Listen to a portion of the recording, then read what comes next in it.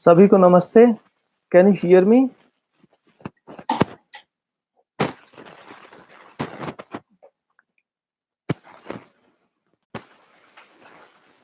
आप सभी को सुनाई दे रहा है मेरी आवाज? Thank you so much for understanding. हमको लगता है कि अभी हम लोग कनाडा में हैं, लेकिन इंडिया से काफी पीछे हैं। कम से कम टेक्नोलॉजी के मामले में तो ऐसा लगता है। और हर बार हम लोग सुबह सुबह शुरू कर रहे हैं और दिखता है कि बहुत सारे टेक्निकल प्रॉब्लम आ रहे हैं। एक तो कल रात में हम लोगों ने कुछ चर्चा किया था, उसमें कुछ लोगों की कुछ प्रश्न थे, उसको पहले ले लेता हूं मैं। और दूसरा, आप लोगों से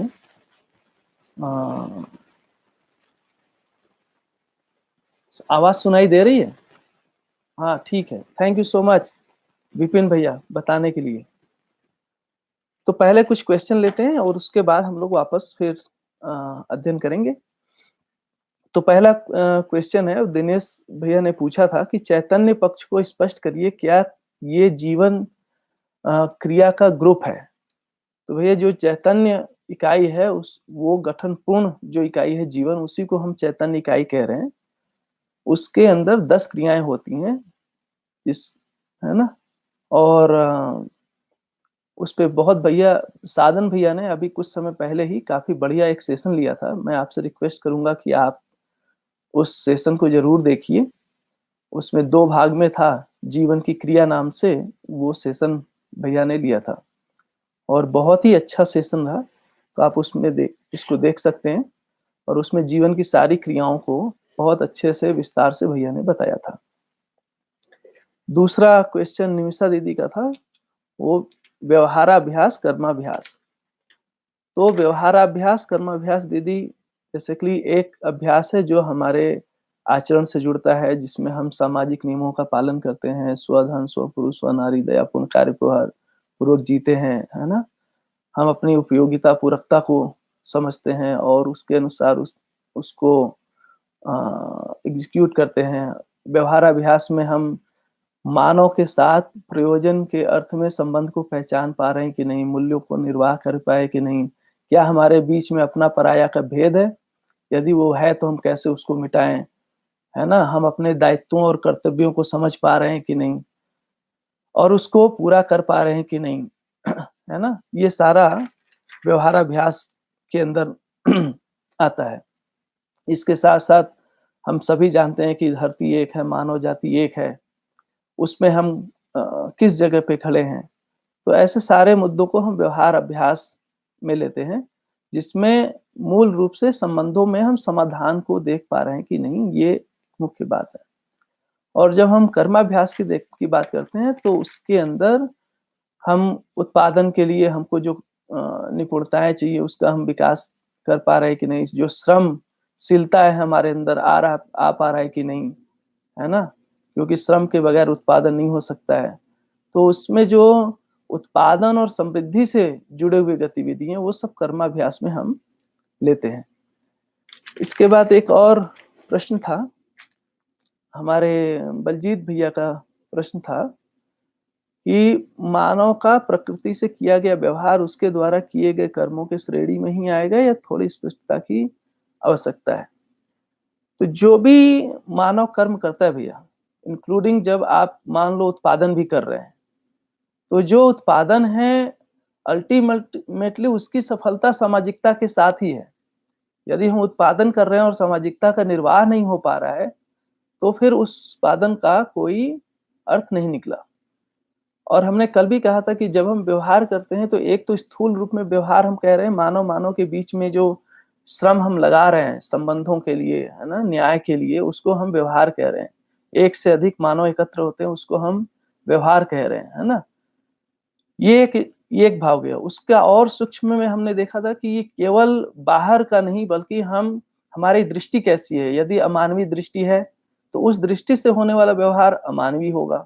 यदि हमारी मानवीय दृष्टि है तो उस दृष्टि के साथ जब हम प्रस्तुत हो रहे हैं तो मानवीयता के साथ प्रस्तुत होंगे।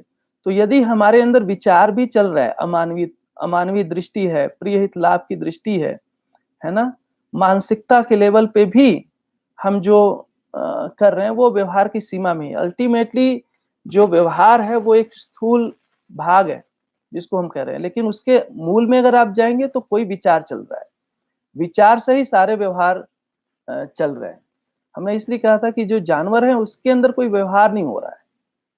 क्योंकि एक जानवर को अपने बच्चे को दूध पिलाना, उसको बड़ा करना, ये कोई जीवनग्रत कार्यक्रम नहीं है। वंशानुसंगी विधि से होता है, प्योरली बायोलॉजिकल फंक्शन है। जिस दिन उसका बच्चा उस लायक हो जाता है कि वो आगे सस्टेन कर सकता है, उसके बाद उसका कोई संबंध नहीं रहता है। लेकिन हमारा जो संबंध है पूरे लाइफ बना रहता है, और ये जो पूरे लाइफ बना रहता है संबंध, वो बायोलॉजिकल आधार पे नहीं है।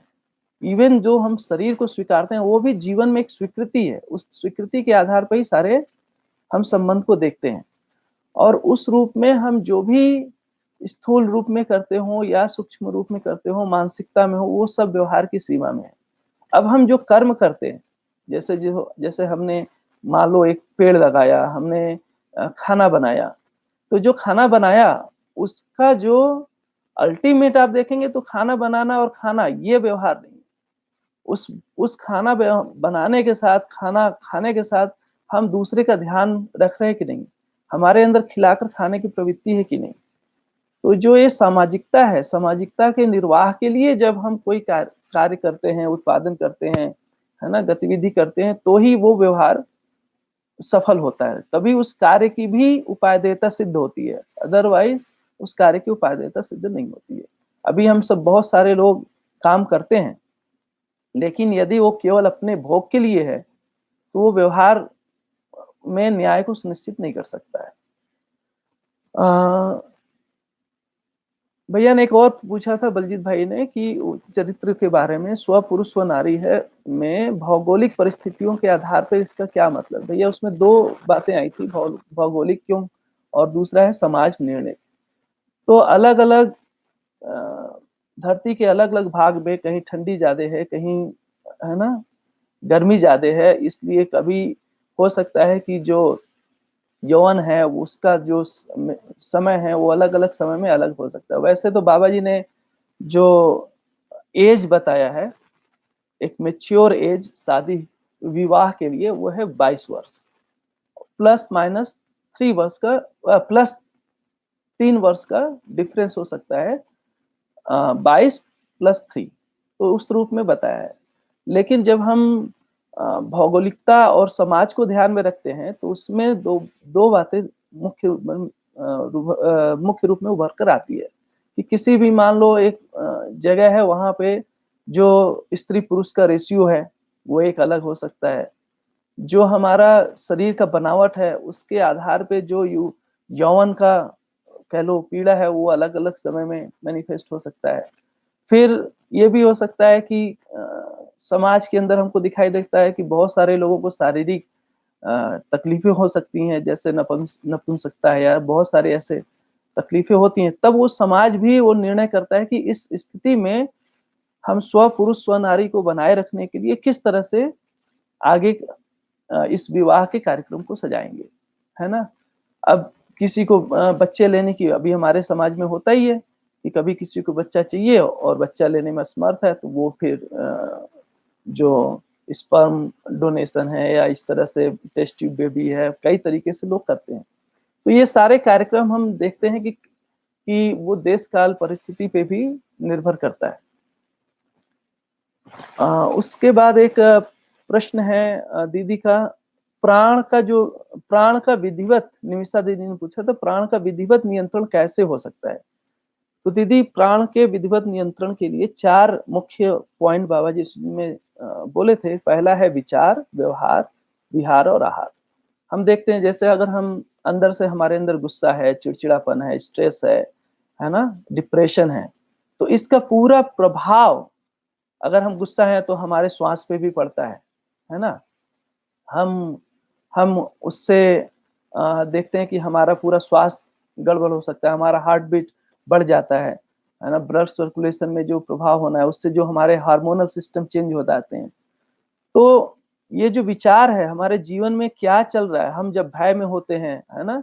तो हमको कैसा होता है? तो हमने देखा है कि पूरे हमारे विचार भाग से हमारा पूरा शरीर का स्वास्थ्य जुड़ा है, हमारे श्वास-प्रश्वास बदल जाते हैं।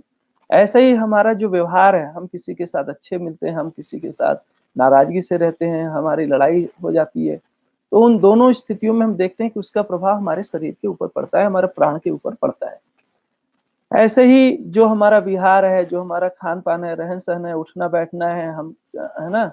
हम कब सोते हैं, ठीक से सोते हैं कि नहीं सोते हैं, कितना सोते हैं, है ना? हम किस तरह से खाना खाते हैं, हम कितना नींद लिए, नहीं लिए, इन सारी चीज़ों का प्रभाव हमारे शरीर के ऊपर पड़ता है, हमारे श्वास-प्रश्वास के ऊपर पड़ता है, जो हमारा ओवरऑल हेल्थ है, उसके ऊपर पड़ता है। इसी प्रकार से जो हमारा आहार है, अगर हम मांसाहार करते हैं, तो मांसाहार में एक तरह से हिंसक जो मानसिकता है, वो हमारे उस मानसिकता का हमारे ऊपर फ़र्क पड़ता है। फिर समाज में जो उसका प्रभाव पड़ा है, उसके कारण भी हमारा जो पड़ता है। फिर हमने कल बात किया था कि जो आहार है, आहार पचने के बाद वो किस तरह से डाइजेस्ट होकर क्या उसका बनता है, वो एक भाग हो सकता है। तो ऐसे कई सारे आयाम हैं, जो आहार से जुड़ा हुआ है ना? और आहार हमारे लिए हानिप्रद भी हो सकता है और लाभप्रद भी हो सकता है। तो उस रूप से हम देख सकते हैं कि जो आहार, विहार, व्यवहार और विचार का संतुलन है, उसके साथ ही कहीं न कहीं हमारा जो स्वास्थ्य है या प्राण वायु है, वो उसका संतुलन जुड़ा हुआ है। एक और क्वेश्चन है अनीशा दीदी का कि वैज्ञानिक नियम क्या है? तो हमने ये देखा है कि बाबा जी अभी विज्ञान जो है सारा कार्यक्रम कर रहा है, वो एक तरह से तर्क के साथ खड़ा हुआ है। बाबा जी यहाँ 3 बातों को कह रहे हैं, ज्ञान, विवेक और विज्ञान। विज्ञान तभी सफल है जब ज्ञान स्पष्ट है, विवेक स्पष्ट है और विज्ञान में भी 3 भाग हैं। एक है निर्णय होना, दूसरा है क्रिया का ज्ञान और तीसरा है काल का ज्ञान। अभी हमारा व्यवस्था के अर्थ में विज्ञान सजा नहीं है, है ना? हम धरती का जो संतुलन है, ऋतु का संतुलन है, ऋतु के ताप जो धरती के ताप का संतुलन है, दाब का संतुलन है, हम इन सब चीज़ों को ध्यान में रख कर के कोई अभी समृद्धि का मॉडल बनाते नहीं हैं। तो बेसिकली अगर हम प्राकृतिक नियमों को समझेंगे, है ना? कि जब हम वैज्ञानिक नियम की बात कर रहे हैं, तो वैज्ञानिक नियम ये नहीं है कि हमने कैसे किसी चीज़ का केवल उत्पादन किया। उसको फर्टिलाइज़र से कर दिया या हमने बिल्डिंग बना दिया, हमने घर बना दिया। तो घर बनाना एक काम है, लेकिन वो घर जो बना वो प्राकृतिक नियमों के अनुसार बना या नहीं बना, है ना? वो प्राकृतिक नियमों को प्रमाणित कर पा रहा है कि नहीं कर पा रहा है, उसकी निरंतरता बनेगी कि नहीं बनेगी, वो धरती के आवर्तनशीलता के साथ जुड़ा हुआ है कि नहीं जुड़ा हुआ है ना? वो उसकी वर्तमानता प्रमाणित होती है कि नहीं होती है। तो जब हम वैज्ञानिक नियमों की बात कर रहे हैं, तो इन सारे मुद्दों को ध्यान में रखना पड़ेगा। उसमें धरती का संतुलन, उसका आवर्तनशीलता, उसमें मानव के लिए वो शुभकारी है कि नहीं है ना? तो इस रूप में आप उसको देख सकते हैं, तो ही समृद्धि की बात है। क्योंकि जो मानव की समृद्धि है, वो धरती की समृद्धि के साथ जुड़ी हुई है। तो एक मानव की समृद्धि अनेक मानव या हर एक मानव के साथ और उसके साथ-साथ पूरी प्रकृति की समृद्धि के साथ मानव का समृद्धि जुड़ा हुआ है। आज धरती बीमार है और हम ये कह नहीं सकते कि कल हमारा क्या होने वाला है ना? तो इस तरह से हमने जो भी आवेश में अभी तक वैज्ञानिकों ने काम किया है, उससे धरती बीमार हो गई है, ये हमको दिखता है। ये कोई वैज्ञानिक समझ नहीं है। इसमें वैज्ञानिक नियम हमको दिखाई नहीं देता है। फिर एक विनोद भैया ने पूछा था कि देवम बेटा जी कैसे हैं? भैया बहुत बढ़िया, धन्यवाद पूछने के लिए। देवम बेटा जी बहुत अच्छे हैं और आनंदी बेटा जी भी बहुत अच्छे हैं। दोनों लोगों के लिए सौभाग्य के विषय कि उनके लिए बहुत सारे यहाँ पे लोग हैं और बाबा जी के प्रति हम सभी की कृतज्ञता है कि उनके कारण है ना हम इतने दूर रहते हुए भी एक छोटा कम से कम एनवायरनमेंट बना रखे हैं, जहाँ पे एक एक बढ़िया खुशहाल वातावरण दोनों बच्चों को मिला हुआ है।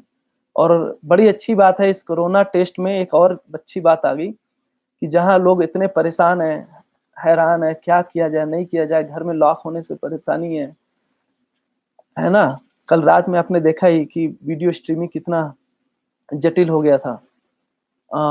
इन सब के बावजूद अपने पास दिखता है कि हमारे पास बाबा जी ने जो दर्शन दिया, उसके कारण हम सब इतने कठिन समय में भी हमको लगता है कि हम और थ्राइव हुए हैं, हमारा बहुत अच्छा विकास हुआ है, अध्ययन के लिए समय मिला है ना? इतने इकोनॉमिक क्राइसिस में भी हम अपने जो संयम से हम जीते हैं, उसमें काफ़ी सहायता मिला है, और इन सब का प्रभाव, ये जो खुशहाली का वातावरण है, वो बच्चों के लिए भी मिला है। तो इस तरह से बच्चे तो खुश ही हैं भैया, क्योंकि हम लोग खुश हैं, हम लोग प्रयोजन से जुड़े हुए हैं, हम लोग मस्ती कर रहे हैं, आराम से अध्ययन कर रहे हैं, है ना? साथ में बढ़िया से जी रहे हैं। तो इसके साथ हमारे दोनों बेटा जी भी बहुत अच्छे हैं। और कोई क्वेश्चन? नहीं, इतने क्वेश्चन थे जिसको लेना था।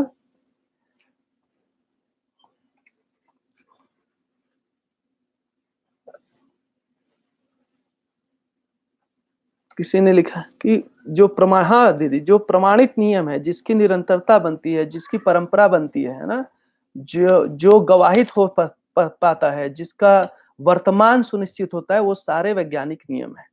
जिससे आवर्तनशीलता सिद्ध होती है, जिससे धरती का संतुलन बना रहता है ना? जिससे मानव का समृद्धि बना रहता है, उसी को हम वैज्ञानिक नियम के तहत रखेंगे।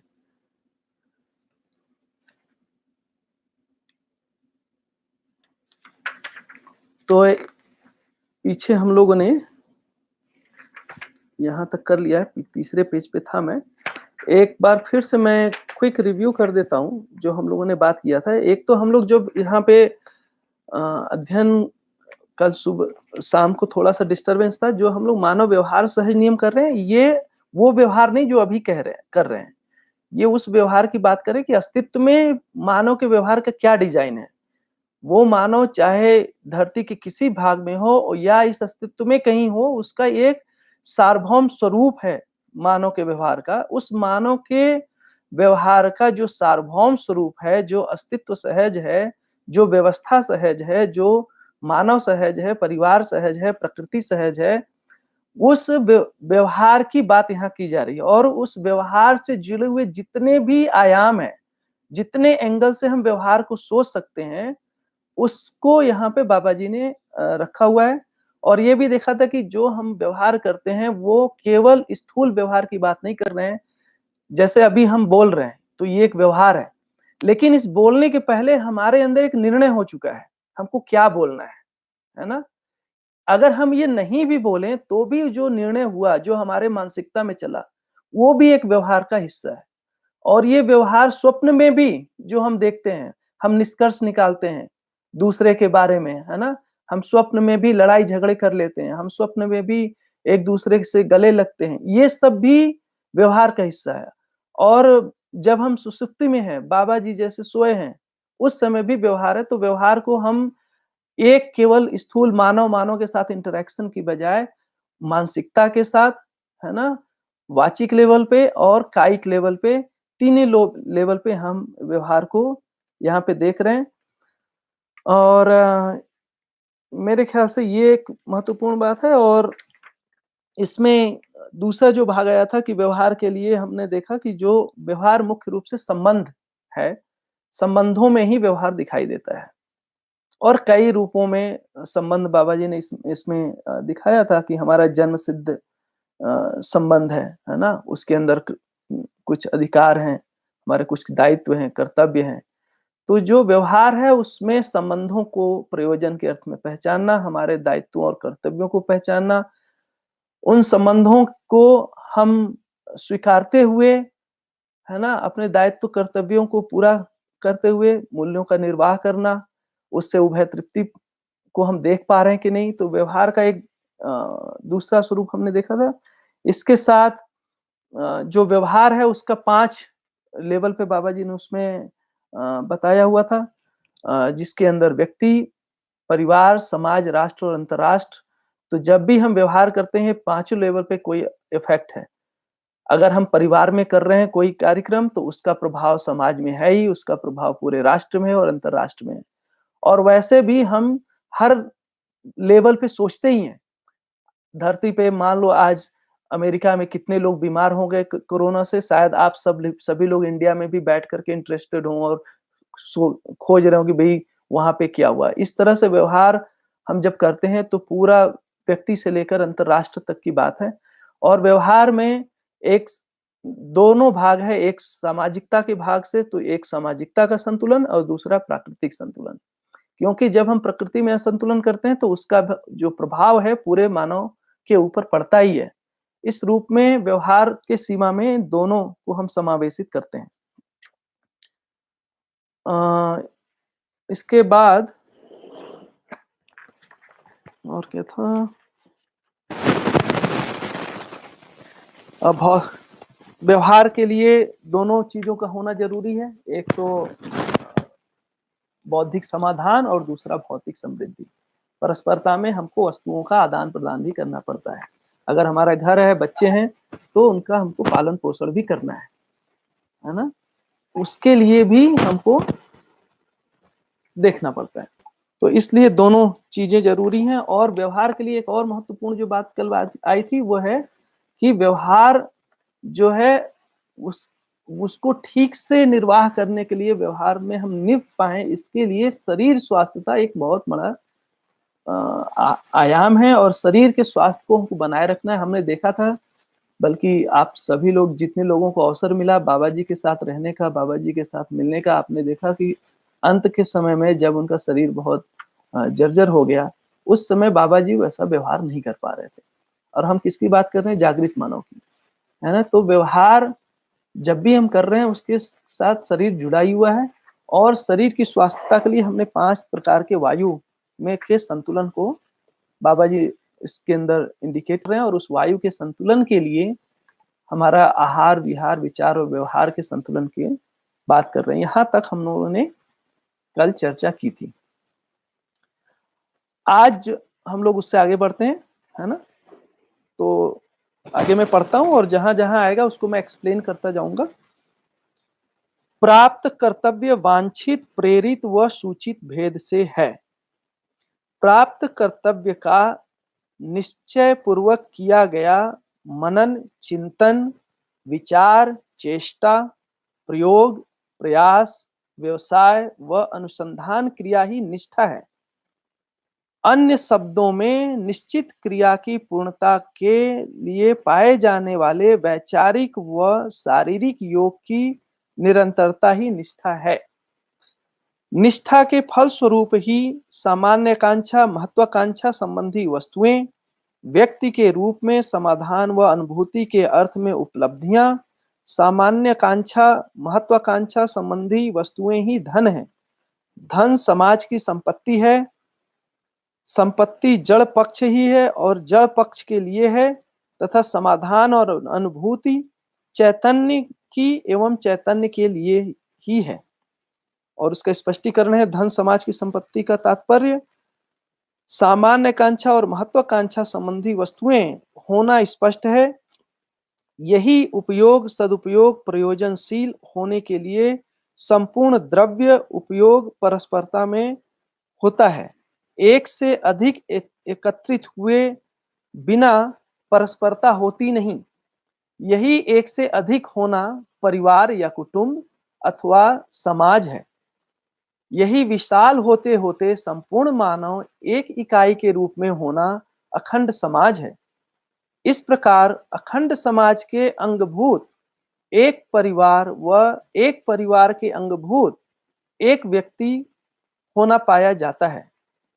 कोई भी वस्तु का उत्पादन और उपयोग, सदुपयोग कार्य में एक से अधिक व्यक्ति का होना आवश्यक है। इस प्रकार संपूर्ण धन समाज में है, समाज से है, समाज के लिए है। भ्रमवश ही तेरा मेरा, वैयक्तिक, एकांतिक, ये सब परिकल्पनाओं में मानव सुख पाने की कल्पना व अथक कल्पना व प्रयत्न करता है, यह सार्थक नहीं हुआ। इसे हर विवेकशील व्यक्ति सर्वेक्षण कर सकता है। विकार, उसमें परिभाषा है, विकार आवेशित गति, विपाक आवेशित गति का परिणाम व्यंजना प्रभावित होना। तो जब हम, जैसे हम अगर किसी घर में पैदा होते हैं तो और बड़े हो रहे होते हैं, घर में होने मात्र से हमारे कुछ कर्तव्य हैं। ऐसे ही जब हम समाज में हैं तो हमारे कुछ कर्तव्य हैं, है ना? और जब हम धरती के ऊपर हैं तो हमारे कुछ कर्तव्य हैं। ये जो कर्तव्य हैं वो वांछित है ना? ऐसे कर्तव्य हैं जो आवश्यक हैं, या फिर हमने उसको स्वीकार कर रखा है ना? तो इस तरह से जो कर्तव्य है हमको प्राप्त ही है, उसको हमको निभाना पड़ता है। हमारा बच्चा हो गया, बच्चा होने के साथ ही हमारे कुछ कर्तव्य हैं और उन कर्तव्यों का पालन करना हमें होता है ना? ये जो प्राप्त कर्तव्य है, उसका निश्चय पूर्वक किया गया चिंतन, मनन, चेष्टा, प्रयोग, प्रयास, व्यवसाय व अनुसंधान क्रिया ही निष्ठा है। तो जब हम उस प्राप्त कर्तव्य का मनन करते हैं, चिंतन करते हैं, विचार करते हैं, चेष्टा करते हैं, प्रयोग और प्रयास, है ना? करते हैं, व्यवसाय और अनुसंधान, ये सब मिलाकर के निष्ठा बनती है। और निष्ठा है तो ही कर्तव्य की हम पूर्ति कर पाते हैं।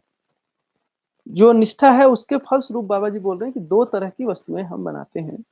एक तो सामान्यकांक्षा और महत्वाकांक्षा, ये वस्तुएँ जो हमारी भौतिक ज़रूरतों को पूरा करती है, और दूसरा जो उसका भाग है ना, कर्तव्य में, वो है समाधान या जीवन की पूर्ति। तो हम जब कर्तव्य की बात कर रहे हैं, तो हम मानव की जो भी चाहत है उसके पूरा होने की बात कर रहे हैं, और मानव की जो चाहत है 2 रूपों में है, एक चैतन्य इकाई की आवश्यकता है और एक भौतिक जो शरीर है उसकी आवश्यकता है।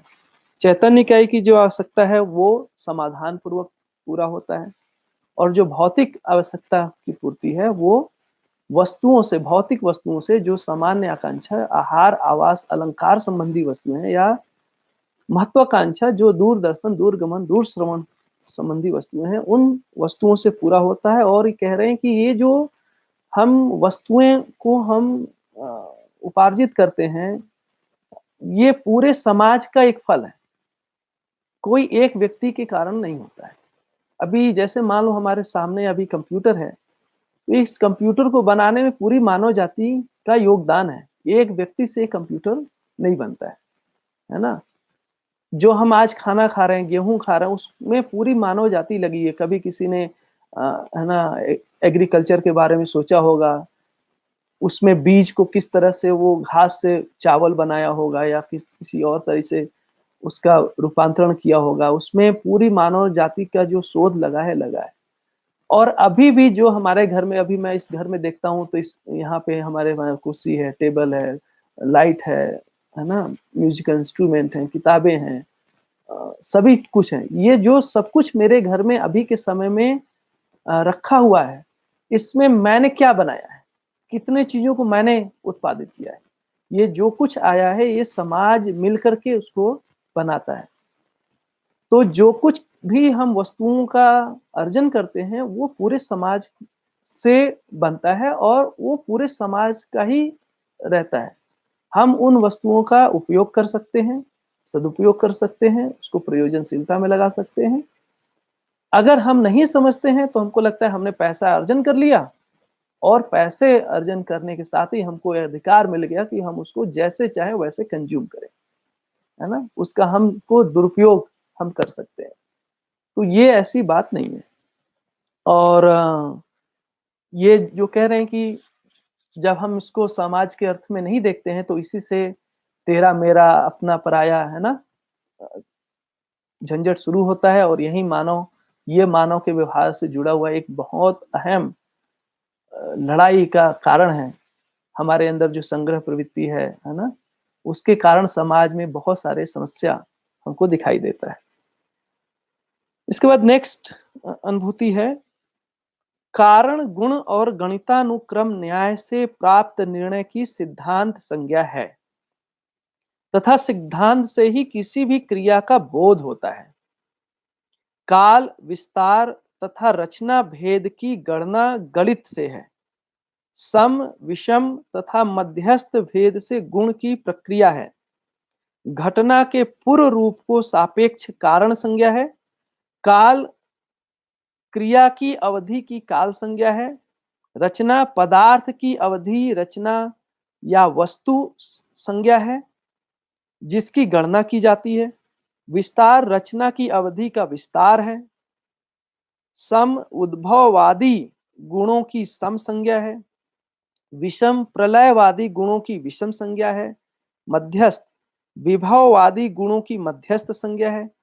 सम, विषम तथा मध्यस्थ गुणों को ही क्रमशः रजोगुण, तमोगुण तथा सतोगुण संज्ञा से भी जाना जाता है। संपूर्ण परमाणुओं में पाई जाने वाली क्रिया के लिए प्राप्त ऊर्जा रूपी सत्ता की निरपेक्ष कारण संज्ञा है। निरपेक्ष सत्ता का तात्पर्य जिसका उत्पत्ति क्रम का कारण न हो और नित्य स्थिति में हो। तो यहां तक मैं लेता हूं पहले। तो कह रहे हैं कि जो कारण गुण गणितानुक्रम न्याय से प्राप्त निर्णय की सिद्धांत संज्ञा है। सिद्धांत क्या है? कोई भी चीज है जिसके अंत में समाधान सिद्ध होता है उसको सिद्धांत कह रहे हैं, है ना। सिद्धांत वो चीज है जो बदलता नहीं है। मूल रूप से बाबा जी ने जो सिद्धांत रखा है श्रम गति परिणाम को पूरे अस्तित्व को समझने के लिए जो एकमात्र सिद्धांत बाबा जी ने रखा हुआ है वो है श्रम गति परिणाम। और उसको दूसरे रूप में देखते हैं तो ये कह रहे हैं कि सिद्धांत वो है कि जो अंत है, सिद्धांत जिसका अंत, उसके अंत में समाधान है। और सिद्धांत तभी होता है जब वो कारण से भी सेटिस्फाइड हो, गुण से भी सेटिस्फाइड हो और गणित से भी सेटिस्फाइड हो। तीनों से सेटिस्फाइड होने के बाद ही वो किसी सिद्धांत को बताता है और सिद्धांत से ही क्रिया का बोध होता है ना।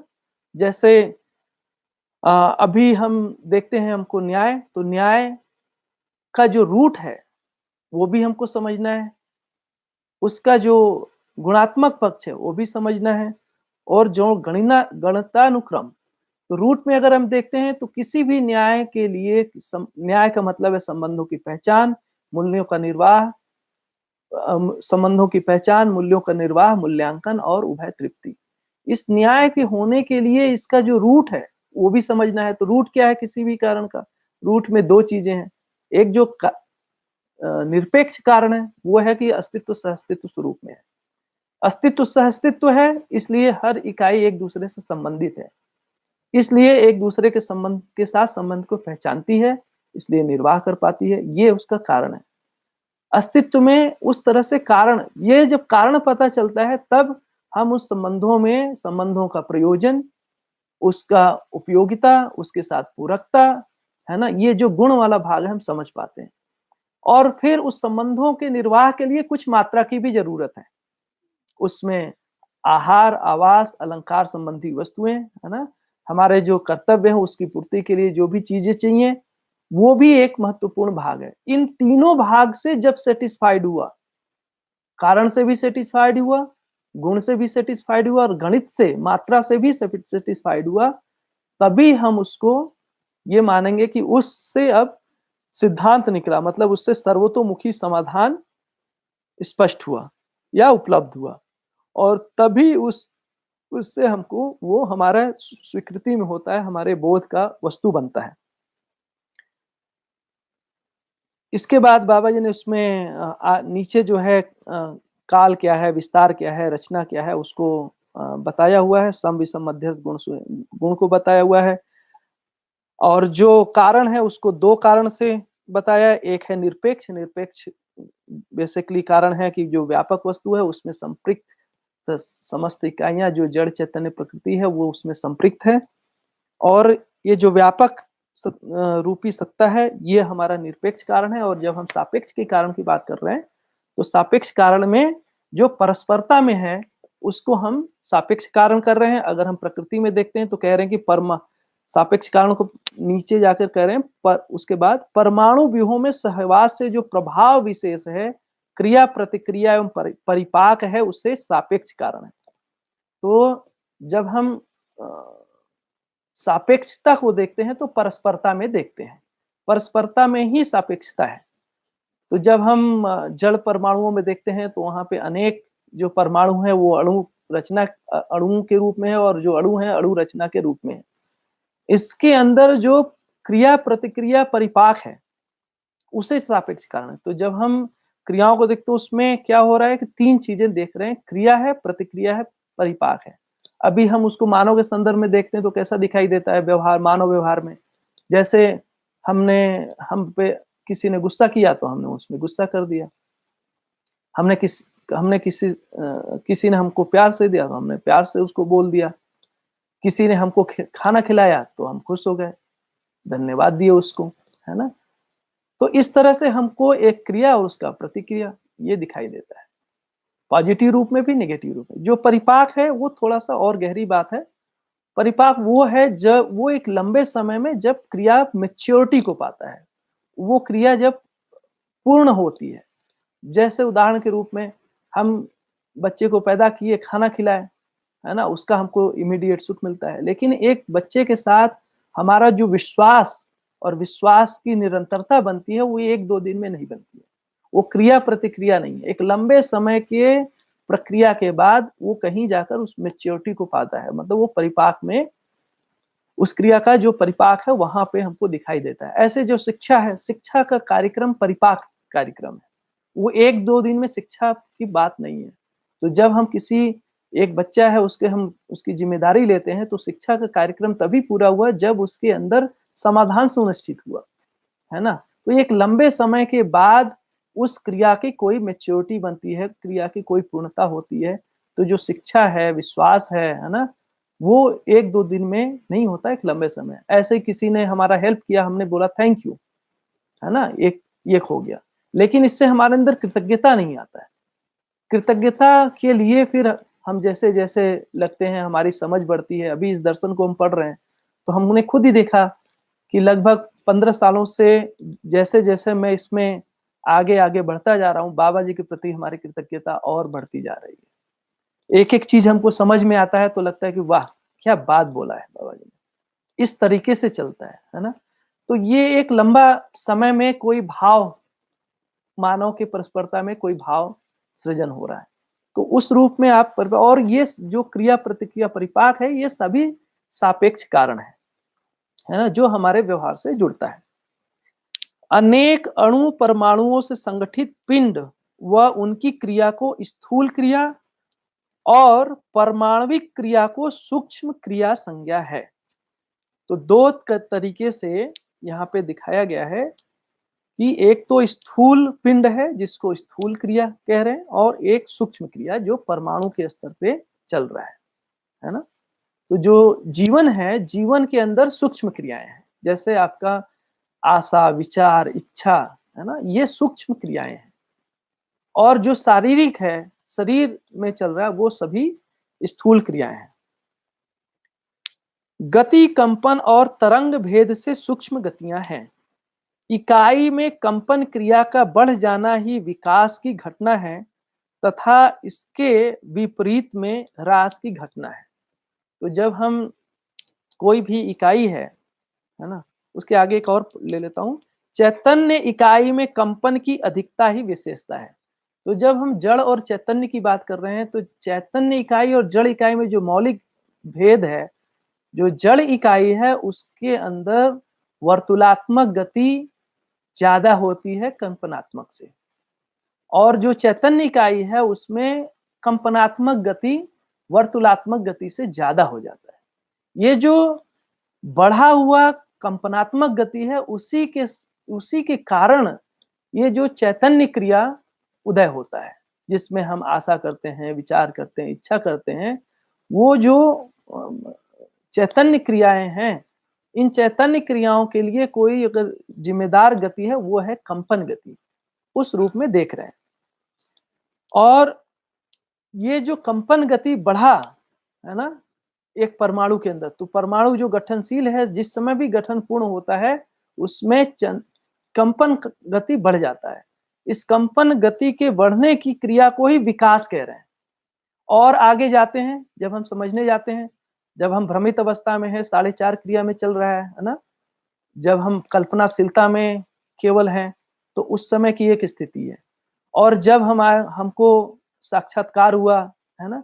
बुद्धि में सच्चाई की स्वीकृति हुई और बुद्धि जब उस सच्चाई को प्रमाणित करने जाता है, तो उस प्रमाण के क्रम में जो अनुभव हुआ, जब बुद्धि ने आत्मा को पहचाना, उसी समय जब अनुभव हुआ, तो फिर एक नए स्केल पे जीवन में कंपन गति बढ़ती है। ये जो कंपन गति का बढ़ना है, ये भी एक दूसरे लेवल पे विकास है, जहाँ पे चेतना का विकास कह रहे हैं। जीव चेतना से मानव चेतना जो है, वो भी उसमें भी एक कंपन को हम देख सकते हैं बढ़ता, वो एक विकास है। तो विकास दोनों रूप में आप देख सकते हैं। एक तो है कि जड़ प्रकृति से चैतन्य प्रकृति का होना, है ना? उसमें कंपन गति का बढ़ जाना, और दूसरा है जो भ्रमित मानव है, जीव चेतना है, जीव चेतना से मानव चेतना में होने पर फिर से एक और लेवल पे कंपन गति का बढ़ जाना, इसको हम विकास कह रहे हैं, है ना? आगे कह रहे हैं, ज्ञान में पारदर्शकता के अंशानुसार चैतन्य इकाई भ्रांत, भ्रांताभ्रांत तथा निर्भ्रांत स्थिति में है।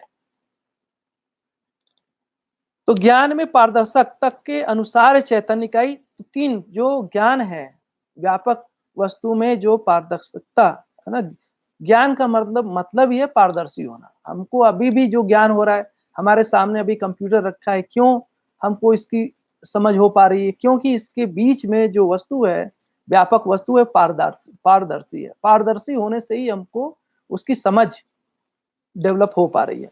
अब ये जो पारदर्शकता है, उसमें एक सीक्वेंसिंग दे रहे हैं कि उसके अंदर एक आंशिक लेवल पे पारदर्शिकता हो सकती है, और ज्यादा क्लियर हो सकता है, और पूरी तरह से क्लियर हो सकता है। तो ये जो आंशिक है, जिसको भास, आभास, प्रतीति और अनुभव, ऐसे 4 रूपों में बाबा जी ने एक्सप्लेन किया हुआ है। तो जो आंशिक रूप में है, उसको हम भ्रांत कह रहे हैं, और इतना मिनिमम हर मानव में रहता ही है। हर मानव को सच्चाई का भास रहता ही है ना?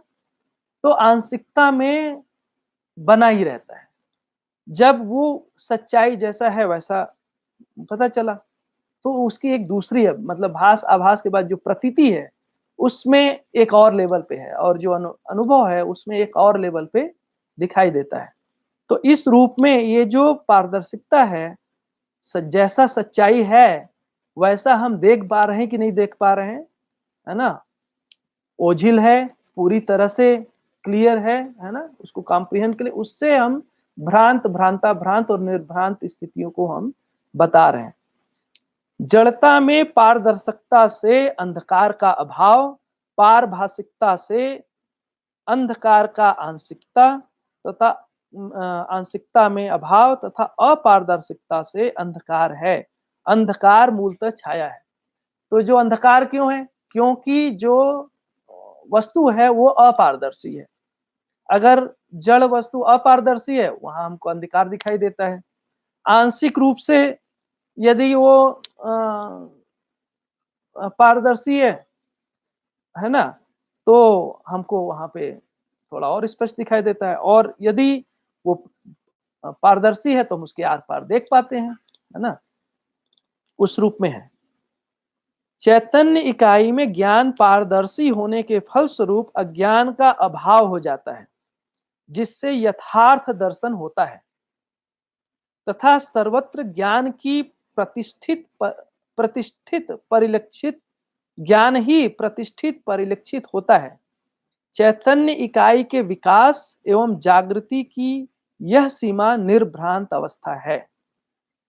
तो ये जो निर्भ्रांत अवस्था है, उसको बहुत ही अच्छे ढंग से कि जो ज्ञान है पारदर्शी होने के फलस्वरूप अज्ञान का, तो जब हमको जो सच्चाई है जैसा दिख गया, है ना, उससे जो हुआ उसको कह रहे हैं निर्भ्रांत स्थिति, पूरी तरह से पारदर्शी हो जाना।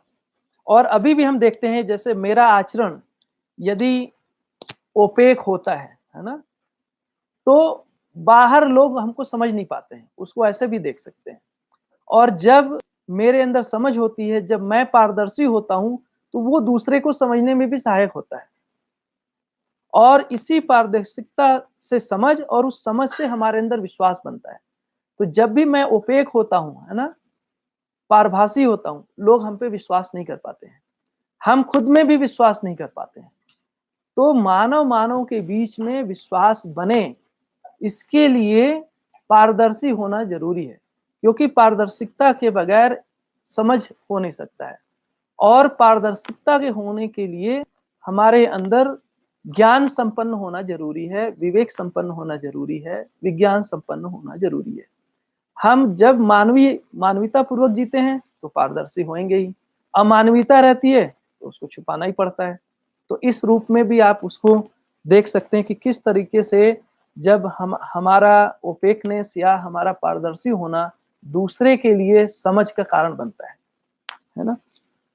भ्रमित चैतन्य इकाई ज्ञान में पारभासी होने के फलस्वरूप अज्ञान का पूर्ण अभाव नहीं होता, पर साथ ही साथ ज्ञान का भास होने लगता है, जिससे कभी-कभी यथार्थ का भास भी होता है तथा कभी-कभी अतिव्याप्ति, अव्याप्ति अथवा अनाव्याप्ति दोष सहित दर्शन होने लगता है। यही भ्रांत अवस्था है। एक बहुत ही महत्वपूर्ण बात यहाँ पे एक समझने का है कि भ्रमित चैतन्य इकाई ज्ञान में पारभासी, है ना, इसके फलस्वरूप ज्ञान का पूर्णतया अभाव कहीं नहीं होता है। आंशिक रूप में ज्ञान रहता ही है। मिनिमम जो ज्ञान है मनुष्य में 4 विषय 5 संवेदनाओं का ज्ञान होता ही है हर मानव में। क्यों होता है? क्योंकि ज्ञान का अभाव नहीं है, भास होता ही है। और जिससे कभी-कभी यथार्थ का भास होता है, लेकिन ये जो भास है ये पर्याप्त नहीं है। इससे अतिव्याप्ति, अव्याप्ति, अनाव्याप्ति दोष होता है। हमारे जीने में, हमारे व्यवहार में, हमारे कार्य में या तो हम बहुत ज्यादा फैल जाते हैं या बिल्कुल संकुचित हो जाते हैं, या हम अतिव्याप्ति के कारण प्रलोभन में चले जाते हैं, या अव्याप्ति, अनाव्याप्ति के कारण भय व संचालित होने लगते हैं। तो ये सब इसलिए हो रहा है, ये सारे दोष इसलिए हैं जीने में, हमारे व्यवहार में, हमारे कार्य में, हमारे जीने में दोष जो है वो इसलिए है क्योंकि जो ज्ञान है वो पूर्ण स्पष्ट नहीं है। अभी हमको केवल ज्ञान का भास है, 4 विषय 5 इंद्रियों का ही ज्ञान है। इसके कारण ये सारे समस्याएं उत्पन्न होती हैं। जो अनुभव संपन्नता के अनंतर जब तक वित्तेषणा पुत्रेषणा में जीता है, तब तक भ्रांत अवस्था में है। जो ज्ञान का दूसरा भाग है, 4 विषय 5 संवेदनाओं का ज्ञान हर मानव को होता ही है, क्योंकि ज्ञान में होने के कारण उसको उसका सच्चाई का भास रहता है। उसके आगे की जो बात है वो है ऐषणाओं का ज्ञान। ये जो ऐषणाओं का ज्ञान है, उसी जगह हम मानव चेतना को पहचानते हैं, मानव पद में प्रतिष्ठित होते हैं, और उस जगह हम जो देख रहे हैं वह भ्रांत अवस्था को बाबा जी बता रहे हैं। भ्रमित चैतन्य इकाई में ज्ञान के अपारदर्शी होने के फलस्वरूप ही अज्ञान विवस्था के रूप में बना रहता है, अर्थात अतिव्याप्ति, अव्याप्ति, अनाव्याप्ति दोष सहित स्वीकृति होती है। यही भ्रांत अवस्था है। यह थोड़ा सा मुझे लगता है कि मैं इसको देख रहा था, भ्रमित चैतन्य इकाई में ज्ञान के अपारदर्शी होने के फलस्वरूप, अभी ऊपर आया था कि ज्ञान अपारदर्शी नहीं होता है, आंशिकता में अ, होता ही है पारभासी। तो मेरे ख्याल से यहाँ पे प्रिंटिंग को शायद ठीक करना पड़ेगा, जो अपारदर्शी शब्द है उसको आगे देखना पड़ेगा, है ना? उसको भैया लोग, साधन भैया लोग, बाकी जो लोग हैं जो वाङ्मय का को देखते हैं और उसमें सुधार वगैरह जहाँ करना है उसको देखते हैं, वो लोग आगे देखेंगे। बट मुझे लगता है कि यहाँ पे अपारदर्शी नहीं है, क्योंकि उसके ऊपर अभी आ चुका है कि अपारदर्शी पूरी तरह से होता नहीं है ना? तो ये जो कह लो कि अ, आंशिकता में जो पारदर्शी है, उसके कारण अतिव्याप्ति, अव्याप्ति, अनाव्याप्ति दोष होता है ना? अतिव्याप्ति दोष क्या है? जो जैसा है उससे अधिक समझना। अव्याप्ति क्या है? जो जैसा है उससे उससे वैसा ना समझना। अनाव्याप्ति जो जैसा है उसे उससे कम समझना। तो ये जो ज्ञान है, ज्ञान के कारण जो हमारे अंदर मूल्यांकन क्षमता है, तो जीवन में यदि मूल्यांकन में गड़बड़ी है ना? अगर अधिमूल्यन करते हैं, तो अतिव्याप्ति दोषपूर्वक जीते हैं और अवमूल्यन करते हैं, तो अवमूल्यन जीने में अवमूल्यन दोष है और यदि निर्मूल्यन करते हैं, तो जीने में अ जो है निर्मूल्यन के कारण जीने में वो भी दोष दिखाई देता है। इस तरह से जो अगर हमको जीने में जो दोष है, उससे मुक्त होना है, तो हमारा मूल्यांकन सटीक होना चाहिए। सच्चाई जैसा है, यथार्थ जैसा है, उसको वैसा ही समझने से हम अतिव्याप्ति, अनाव्याप्ति, अव्याप्ति दोषों से मुक्त हो सकते हैं। जागृति की परिपूर्णता पारदर्शकता से ही सिद्ध होती है। मानव के लिए यह जागृति ज्ञान की पारदर्शकता से सिद्ध होती है ना? जागृति की परिपूर्णता पारदर्शकता से ही सिद्ध होती है। मानव के लिए यह जागृति ज्ञान की पारदर्शकता से सिद्ध होती है। मेरे ख्याल से क्लियर है, काफी इस पे बात अभी हो गई। आकार, प्रकार, श्वास, प्रश्वास, आस्वादन तथा उत्पादन के एक सूत्रात्मक तथा विशृंखलात्मक भेद से ही क्रियाएं परिलक्षित हैं। तो जो मानव के जीवन में क्रियाएं आपको दिख रही हैं, 6 डिजिट से क्रियाएं हैं। एक तो आकार प्रकार। आकार प्रकार का मतलब है कि हम जो वस्तुओं को आकार प्रकार देते हैं, हम सामान्यकांक्षा महत्वाकांक्षा संबंधी वस्तुओं को जो बनाते हैं, वो हो गया आकार प्रकार से जुड़ा। श्वास प्रश्वास है ना, जो हमारे शरीर, अभी हमने पीछे देखा था, जो शरीर स्वास्थ्यता से जुड़ता है। और जो आस्वादन है, आस्वादन जीवन में जो रुचि मूलक, मूल्य मूलक, लक्ष्य मूलक आस्वादन है। और उत्पादन, उत्पादन भोग के लिए या सामाजिकता के निर्वाह के लिए। तो जो हम आकार प्रकार दे रहे हैं, वो धरती के संतुलन, अगर उसके अंदर विशृंखलता है, उसके अंदर एक सूत्रता नहीं है, उसके अंदर हार्मनी नहीं है, सिंक्रोनिसिटी नहीं है, तो वो उससे समस्या का जन्म होता है ना? और यदि उसके अंदर एक सूत्रता है, तो उससे समाधान परिलक्षित होता है। तो जब हम किसी वस्तु को आकार प्रकार देते हैं, है ना? जब हम महत्वाकांक्षा सामान्यकांक्षा या महत्वाकांक्षा संबंधी वस्तुओं को बना रहे हैं, तो वो प्रकृति के नियमों को समझते हुए, धरती के संतुलन में जो वन है, उसके संतुलन को देखते हुए, खनिज के संतुलन को देखते हुए, है ना? ऋतु संतुलन को ध्यान में रखते हुए, इन सब को ध्यान में रखते हुए जब हम किसी वस्तु को बनाते हैं, है ना? तो उसका एक परिणाम है और यदि नहीं करते हैं, तो उसका एक दूसरा परिणाम है। ऐसे ही श्वास प्रश्वास, जब हम यदि हम अपने अंदर आवेश में होते हैं, हमारे अंदर आवेश होता है, हठ होता है, आसक्ति होती है ना? अहंकार होता है, उससे जो हमारे ऊपर फर्क पड़ा, है ना? वैसे ही जब हम हमारा जो पीछे वायु देखे थे, जो वायु है, पांचों वायु के असंतुलन से जो प्रभाव पड़ता है, उसका एक दूसरी बात है। और उस पांचों वायु के संतुलन का जो हमारे ऊपर प्रभाव है, वो एक दूसरा प्रभाव है। ऐसे ही आस्वादन में यदि हम रुचि मूलक आस्वादन के साथ जीते हैं, तो उसका एक तरह से क्रिया है। और जब हम मूल्य मूलक और लक्ष्य मूलक आस्वादन के साथ जीते हैं, तो वो एक सूत्रता में सूत्रित होता है, सभी के साथ जुड़ता है। ऐसे जो उत्पादन है, यदि हमने उत्पादन उपभोग के लिए किया, है ना? उपभोग के लिए किया, है ना? भोग के लिए किया उत्पादन, तो उससे विशृंखलता है। उसमें हर जगह टूटन दिखाई देती है, हर जगह समस्या दिखाई देती है। और यदि उत्पादन हम सामाजिकता के निर्वाह के लिए करते हैं, हम सदुपयोग मतलब शिक्षा की दृष्टि से कर रहे हैं, है ना? और व्यवस्था के लिए कर रहे हैं, तो उससे एक सूत्रता दिखाई देती है। इस तरह से आकार, प्रकार, श्वास, प्रश्वास, आस्वादन तथा उत्पादन के एक सूत्रात्मक तथा विशृंखलात्मक भेद से ही क्रियाएं हमको दिखाई देती हैं। भ्रमित मानव में मनाकृति तथा कल्पनात्मक गति की सम्मिलित क्रिया आसक्ति है, जिसमें आकर्षण या प्रतिकर्षण समाविष्ट रहता है। तो बड़ी सुंदर बात यहाँ कह रहे हैं कि आसक्ति क्या है? तो आसक्ति जो है, जो वस्तुएँ हैं, मनाकृति मतलब जो सामान्याकांक्षा, महत्वाकांक्षा संबंधी वस्तुएँ हैं, उसके उसको हम ज़्यादा मानने के कारण, है ना? उससे हम आसक्त हो रहे हैं। और ये क्यों हो रहा है? क्योंकि जो कल्पनात्मक गति है, इसमें कल्पना का रोल है इस आसक्ति में। उसके प्रति जो हम आकर्षण या प्रतिकर्षण है, वो आसक्ति के रूप में दिखाई देता है।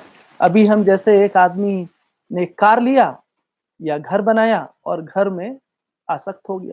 घर का प्रयोजन क्या है ना? कार का प्रयोजन क्या है? फ़ोन का प्रयोजन क्या है? उसके प्रयोजन को समझना, उसका सदुपयोग करना, ये एक बात हो गया। लेकिन उसको जब हम ज़्यादा मानते हैं तो उससे में हमको आसक्ति हो उसमें हम आसक्त हो जाते हैं। आगे आगे लिखा है कि जड़ चैतन्य परमाणु में आकर्षण तथा प्रत्याकर्षण से कंपन है। जड़ प्रकृति में आकर्षण गठन और परमाणु संगठन और अणु रचना के रूप में देखने को मिलता है। आकर्षण प्रत्याकर्षण विधि से कंपन होना स्वाभाविक है। भ्रमित चैतन्य प्रकृति में आकर्षण प्रलोभन के रूप में, प्रत्याकर्षण भय के रूप में होता है। जागृत जीवन में आकर्षण समाधान के रूप में के अर्थ में और विकर्षण समस्या के साथ होता है। आकर्षण प्रत्याकर्षण क्रिया के साथ जीवन में कंपनात्मक गति वर्तमान रहती है। जीवन परमाणु में कंपनात्मक गति 5 अक्षय एवं शक्ति के रूप में प्रकट रहती है। प्रत्याकर्षण और आकर्षण से वर्तुलात्मक गति है। जड़ चैतन्य परमाणुओं में परिवेशों में घूर्णन व वर्तुलात्मक गति बनी रहती है। मध्यस्थ में केवल घूर्णन गति बनी रहती है। तो इस पूरे बात को समझने के लिए इसमें 6 शब्द को समझना जरूरी है। एक तो है घूर्णन गति। घूर्णन गति का मतलब है कि कोई अंश है वो अपने एक्सिस पे घूमती है। जैसे धरती है अपने एक्सिस पे घूम रही है, लट्टू की तरह घूम रही है, उसको घूर्णन गति कह रहे हैं। दूसरा है वर्तुलात्मक गति, जब वो धरती सूर्य की चारों तरफ चक्कर लगा रही है, ऐसे परमाणु नाभिक के चारों तरफ चक्कर लगा रहे हैं, इसको वर्तुलात्मक गति कह रहे हैं। और तीसरा है कंपनात्मक गति। ये दोनों गतियों का जो सम्मिलित, एक परमाणु का जो सम्मिलित पूरा प्रभाव है सिंक्रोनिसिटी में, ये सारी गतियां जब सिंक्रोनाइज होती हैं, हार्मोनाइज होती हैं, एक साथ जब हम उसको देखते हैं तो उसके अंदर कंपन हमको दिखाई देता है। जैसे आप तो ये जो कंपनात्मक गति है, ये स्थिरता को दिखाता है, उसके निश्चित आचरण के लिए जिम्मेदार है। तो जो परमाणु के अंदर या किसी भी इकाई के अंदर जो आचरण है वो कंपनात्मक गति का स्वरूप है। और कंपनात्मक गति को बाबा जी बोलते हैं वो नृत्य है, एक संगीत है, एक उत्सव है, खुशहाली है। तो ये जो कंपनात्मक गति है वो महत्वपूर्ण है। और इसमें 3 और शब्द को लेते हैं, वो है आकर्षण, प्रति आकर्षण और विकर्षण। उसको अंग्रेजी में अट्रैक्शन आप कह सकते हो, और प्रति आकर्षण उसका जो रिस्पांस है, उस अट्रैक्शन का रिस्पांस, तो आप कह सकते हो रिस्पॉन्सिव अट्रैक्शन, या उसका करस्पॉन्डिंग अट्रैक्शन, या रेसिप्रोकल जो अट्रैक्शन है उसकी बात कर रहे हैं, उसका जो प्रतिकर्षण है। और विकर्षण जो रिपल्सिव है, उस रिपेल करने की बात है, वो 3 रूपों में 3 ये शब्द आ गया। और ये कह रहे हैं कि जो जड़ परमाणु, जड़ और चैतन्य परमाणु हैं, उसमें आकर्षण तथा प्रतिकर्षण से कंपन है। कंपन का जो स्वरूप दिखाई देता है वो आकर्षण और प्रतिकर्षण से। जब हम किसी की तरफ आकर्षित होते हैं, है ना, तो वो उसका रिस्पॉन्स हमको देता है। तो ये हमारा किसी की तरफ आकर्षित होना और उसका प्रति आकर्षण हमारी तरफ रिस्पॉन्स होना, इसका जो फल है वो कंपन गति के रूप में, एक उत्सव के रूप में, एक खुशहाली के रूप में आता है। जैसे है ना, फिर जड़ प्रकृति में आकर्षण गठन और परमाणु संगठन और अणु रचना के रूप में देखने को मिलता है। तो जो जड़ परमाणुओं में जो गठन है, वो आकर्षण के चुंबकीय जो बल है, चुंबकीयता के कारण ही उसी को कह रहे हैं आकर्षण, उसके कारण उसके अंदर एक गठन बना हुआ है। और ये जो गठन बना हुआ है, वो स्वभाव गति में एक एक जो परिवेश में जो अंश हैं, वो नाभिक के चारों तरफ स्वभाव गति में घूमते रहते हैं।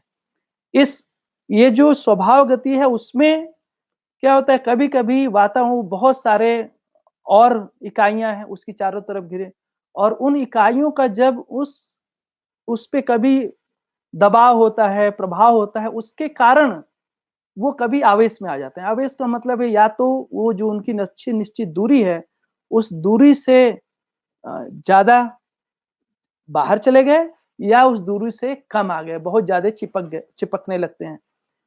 तो ये जो आवेश हुआ, जब वो एक निश्चित दूरी को क्रॉस करता है और उस नज़दीक आने लगता है, तो उस समय मध्यांश एक बल लगाता है, विकर्षण बल लगाता है।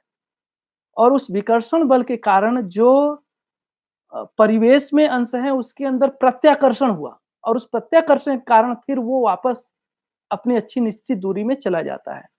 और जब इसी तरह से दबाव प्रभाव के कारण किसी इस स्थिति परिस्थितिवश जब वो अंश स्वभाव गति से में हट करके उस जो परिवेश है, उस परिवेश से बाहर जाने लगता है, तो जो मध्यांश है उसके अंदर एक वो प्रत्याकर्षण बल लगाता है। उस प्रत्याकर्षण का प्रभाव जो इकाई है जो बाहर जा रही है, उसके अंदर एक आकर्षण पैदा होता है।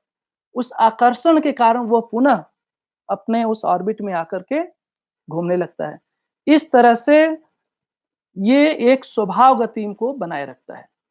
ये जो आकर्षण और प्रत्याकर्षण है, इसके फलन में कंपन गति है, और जो प्रत्याकर्षण जब एक नाभिक ने मान लो प्रत्याकर्षण हुआ, और उस प्रत्याकर्षण के कारण उसके अंदर जो आकर्षण हुआ, उससे वर्तुलात्मक गति है, और जो वर्तुलात्मक गति है, उससे यांत्रिकता को हम देख सकते हैं। और जो कंपनात्मक गति है, वो ज्ञान को के रूप में हमको दिखाई देता है, संज्ञानशीलता के रूप में दिखाई देता है। इसमें आ रहा है भ्रमित चैतन्य प्रकृति में आकर्षण प्रलोभन के रूप में है। जब हम मानव भ्रमित, अब इसका व्यवहार से कैसे देखते हैं, तो यही आकर्षण प्रत्याकर्षण विकर्षण हम मानव के व्यवहार में भी देख सकते हैं। एक समझदार मानव के प्रति हम आकर्षित होते हैं, है ना? उसका जो समझ है हमने स्वीकार कर लिया, तो जीवन में जो बुद्धि है, बुद्धि में एक तरह से सच्चाई के प्रति आकर्षण है। ये जो आकर्षण हुआ, जो स्वीकृति हुई, इसका एक जीवन जब उसको स्वीकार कर लेता है, तो उसका एक प्रतिकर्षण हुआ। वो वापस पुनः आत्मा की ओर अ अ, अभिमुख हो जाता है। उस तरह से उसको आत्मबोध होता है। तो ये आकर्षण प्रत्याकर्षण और इसी को जब हम स्थूल रूप में देख रहे हैं, तो ये दिखाई देता है कि जो भ्रमित मानव है, वो प्रलोभन के प्रति आकर्षित होता है। भय, अगर प्रलोभन है तो उसमें भय है, तो उसका जो रिस्पॉन्स है, वो भय के रूप में होता है ना? जब जागृत मानव को देखते हैं, तो जागृत मानव में जो आकर्षण है, वो समाधान के रूप में है। जहाँ समाधान है, समाधान है ना? वो आकर्षण का के स्वरूप में है, और जो समस्या है, वो उससे विकर्षित रहता है, उसका रिस्पॉन्स नहीं करता है। उस आकर्षण का ऊपर लिखा है कि जो भ्रमित मानव है, वो आकर्षण प्रलोभन के रूप में है, और उस आकर्षण का प्रत्याकर्षण है, भय के स्वरूप में। जब हम चैतन्य में देख रहे हैं, तो समाधान के प्रति आकर्षण है और समस्या के प्रति विकर्षण है। तो आकर्षण तो है समाधान को लेकर, लेकिन जब समस्या की बात आ रही है, तो वो उसमें रिपल्सिव है, उससे निरासक्त है, उससे प्रभावित नहीं हो रहा है, उसको दूर हटा देता है। तो इस रूप में हमको दिखाई दे रहा है यहाँ पे। और यही आकर्षण प्रत्याकर्षण जीवन में कंपनात्मक गति के रूप में हो। तो जो बुद्धि है, बुद्धि ने जब सच्चाई को स्वीकारा, साक्षात्कार हुआ, सच्चाई को स्वीकारा, है ना? जो समझदारी है उसको स्वीकारा, इसके कारण बुद्धि में जो अट्रैक्शन हुआ, आकर्षण के कारण बुद्धि के अंदर जब प्रत्यावर्तन क्रिया होती है ना? तो उसके बाद जीवन में कंपनात्मक गति बढ़ जाता है, समझदारी के बाद। ये जो कंपनात्मक गति बढ़ जाता है, यही कंपनात्मक गति का बढ़ा हुआ स्वरूप फिर वापस जब मेधस में जाकर इंटरैक्ट करता, आगे आएगा वो, तो मेधस के साथ इंटरेक्शन करता है, वहां से एक अलग तरह का व्यवहार हमको निकल कर आता है। आकर्षण, प्रत्याकर्षण और आकर्षण से वर्तुलात्मक गति है। जड़ चैतन्य परमाणुओं के परिवेशों में घूर्णन व वर्तुलात्मक गति बनी रहती है, मध्यांश में केवल घूर्णन बनी रहती है। तो ये तो बहुत क्लियर है कि जो मध्य है उसके अंदर केवल घूर्णन गति होती है, और जो परिवेश है उसके अंदर घूर्णन और वर्तुल दोनों गति होती है। मेधस पर कंपन प्रदत्त तरंग से ज्ञान का उद्घाटन ज्ञानेंद्रियों द्वारा होता है। तो ये जो ज्ञान है, 4 विषय का ज्ञान, 5 संवेदनाओं का ज्ञान, 3 ऐषणाओं का ज्ञान, उपहार का ज्ञान, ये ज्ञान कैसे हो रहा है? ये जो जीवन में कंपन है, इसका जब मेधस के ऊपर उसका प्रभाव पड़ता है, तो जो कंपन है, कंपन फिर तरंग के रूप में प्रभावित होता है। ये तरंग के कारण फिर हमको ये ज्ञान हुआ, और इस तरह से जो पीछे आया था गति, कंपन और तरंग, इसका हमको रोल दिखाई देता है अस्तित्व में। तो ये अस्तित्व में गति, कंपन, तरंग होता है, वो रूट में है ही। इसी कारण मानव के अंदर उन सूक्ष्म गतियों के कारण मानव के अंदर ज्ञान नाम की चीज उद्घाटित होती है, ज्ञान उद्घाटित होता है। जीवन द्वारा संकेत रूपी गति प्रदत्त तरंग से संवेदनशीलता और संज्ञानशीलता व्यवहार में स्पष्ट होते हैं। ये जो संवेदनशीलता है और संज्ञानशीलता है, यदि जीवन में आशा, विचार, इच्छा, कल्पना के आधार पे, है ना, प्रिय हित लाभ, इस मूल्यांकन के साथ जब हम कोई व्यवहार करते हैं तो सब संवेदनशीलता की सीमा में है। सारे संवेदनाओं को राजी गाजी करने के लिए सारा व्यवहार होता है। और यदि हम देखते हैं कि जब हमको समझदारी हुई, है ना, हमारा संस्कार उदय हुआ, अनुभव हुआ, उसका बोध हुआ, है ना, व्यवस्था की समझ हुई, उसके साथ जब हम करते हैं तो संज्ञानशीलता कह रहे हैं। ठीक है। प्राण और मन के संयुक्त विवस्थापूर्ण आघात प्रेरणा रूपी कंपन से संवेग है, अथवा इसे ऐसा समझें कि संवेग मन के प्रभाव से संपन्न प्राण वायु तरंग है, जिससे इंद्रिय, ज्ञान या क्रियाएं संपन्न होती हैं। तो जो इंद्रिय ज्ञान है वो क्रियाएं कैसे संपन्न होती हैं? तो उसके लिए क्या चाहिए? तो एक बोल रहे हैं, एक तो है प्राण और मन के संयुक्त कार्यक्रम में होता है।